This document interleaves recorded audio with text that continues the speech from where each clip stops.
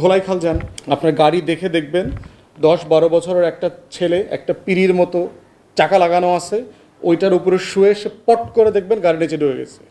ঢুকে গিয়ে 10 মিনিট এদিক সেদিক করিডোরে এসে বলবে স্যার আপনার এই সমস্যা গাড়িতে। ওই একই গাড়ি নিয়ে বুয়েটের ইলেকট্রিক্যাল অথবা মেকানিক্যাল ডিপার্টমেন্টে যান, আপনার কাছে বোকার মতো বলদের মতো তাকায় থাকবে, ভাই এটা কী জিনিস, আমাকে তো এটা পড়ায় নাই এখনও, এটা নেক্সট সেমিস্টারে পড়াইবো, এটা 4th ইয়ারে পড়াইবো।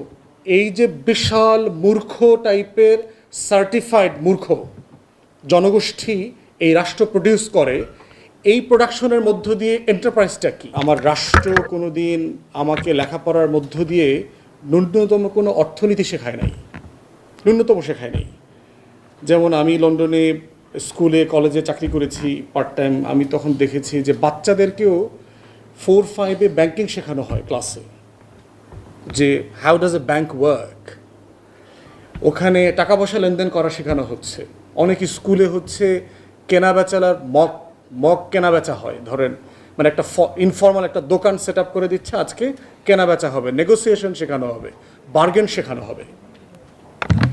তো এই যে বেসিক ইকোনমি নিয়ে যে লেখাপড়া কমন সেন্স লেভেলের কোনো জিনিস আমরা আসলে কোনো দিন শিখি নাই এবং আমাদেরকে শেখানো হয়নি।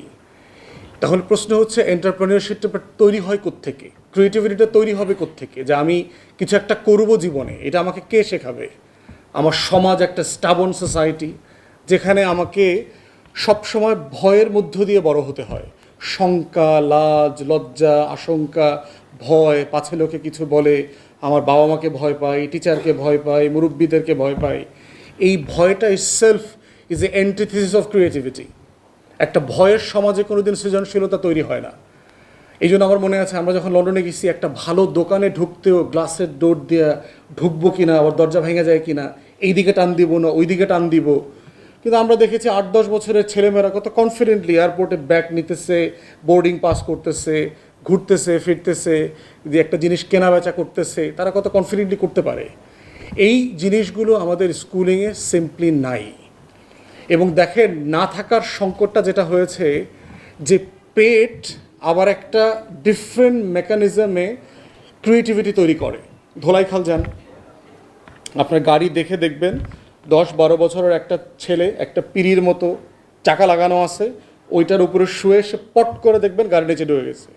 ঢুকে গিয়ে 10 মিনিট এদিক সেদিক করিডোরে এসে বলবে স্যার আপনার এই সমস্যা গাড়িতে। ওই একই গাড়ি নিয়ে বুয়েটের ইলেকট্রিক্যাল অথবা মেকানিক্যাল ডিপার্টমেন্টে যান, আপনার কাছে বোকার মতো বলদের মতো তাকায় থাকবে, ভাই এটা কী জিনিস, আমাকে তো এটা পড়ায় নাই এখনও, এটা নেক্সট সেমিস্টারে পড়াইবো, এটা 4th ইয়ারে পড়াইবো। এবং দেখেন এই যে দেশের সবচেয়ে best and brightest out of the campuses আমরা বোকাশোকা বলদ হয়ে বাইরে হইতেছি। সিম্পলি আমি বহু লোক, এইটা নিয়ে আমি প্রচুর সমালোচিত হয়েছি। বহু সময় আমি জিজ্ঞেস করছি ভাই একটা চাকরি লাগবে, একটা কিছু হেল্প করেন। আর আমরা যারা এখন কনস্টিটিউয়েন্সি পলিটিক্স করি প্রচুর আসে, আমি তাকে জিজ্ঞেস করি যে ভাই আপনি কি জানেন, কি কাজ জানেন, মানে আমি কাকে বলবো। একটা ধরেন আপনি ধরেন সেলুনের কাজ জানেন, তাহলে তো আমাকে এটা জানতে হবে, নাহলে তো আমি এটা মুচির দোকানে পাঠাই দেবো সিভিটা। তো ভাই আমি তো ডিগ্রি পাস করছি। তো বললাম যে আমি জানতে চাচ্ছি আপনি আসলে কি জানেন, কাজ বলতে কি জানেন। বলে স্যার আমার তো পলিটিক্যাল সায়েন্স ছিল। তো ভাই বলতেছি আপনি কোন ধরনের চাকরি করতে পারবেন? বলে স্যার ম্যাট্রিক ইন্টারে 2টাতেই আর্টসে ছিলাম। তো ভাই আপনি কি লেখাপড়া করতেছেন? বলে স্যার আমার মাস্টার্স এখনও শেষ হয়নি। তাহলে এখন আপনি চিন্তা করেন এই যে বিশাল মূর্খ টাইপের সার্টিফাইড মূর্খ জনগোষ্ঠী এই রাষ্ট্র প্রডিউস করে, এই প্রোডাকশনের মধ্য দিয়ে এন্টারপ্রাইজটা কি? Is the entrepreneurship of creating a bunch of perhaps hundreds of millions of ignorant, illiterate people. মানে আপনি তাকে প্রোডাক্টিভ করেন নাই তো সিটিজেনশিপে কারে। এই যে রিক্লেম দ্য রিপাবলিকের প্রশ্ন আসছে, এই রিপাবলিকটাই তাকে তো বোঝান নাই। What is the social contract? কী ছিল? Why we fought and why our generations forefathers had fought for hundreds of years. এই লড়াইটা কিসের লড়াই ছিল সেটা তো কোনোদিন আমাকে বোঝানো হয়নি। এবং দেখেন এই যে আমরা প্রায় সমালোচনা করি, আমরাও করি পাবলিক প্লেসে, গার্মেন্টস ইন্ডাস্ট্রিতে ইন্ডিয়ান, শ্রীলঙ্কানস, XYZ, ওরা আইসা মিলিয়ন্স অফ পিপল কাজ করতেছে, $2,500-3,000 বেতন নিয়ে যাচ্ছে, বিলিয়ন্স অফ ডলার বাংলাদেশ থেকে লুট হয়ে যাচ্ছে, আমার দেশের লাখ লাখ মানুষ বেকার।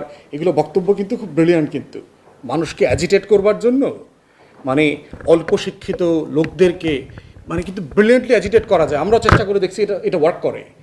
এটা এখন প্র্যাকটিক্যালি চিন্তা করেন, আমরা যখন কোম্পানির মালিকদের সাথে যখন বসি, চেম্বারগুলোর সাথে, ব্যবসায়ীদের সাথে, আমরা কিন্তু ওনাদেরকে চার্জ করি। হোয়াটস রং ইউ গাইস? মানে আপনাদের সমস্যাটা কোথায়? মানে আপনি দেশের লোকদেরকে এমপ্লয় করেন না কেন?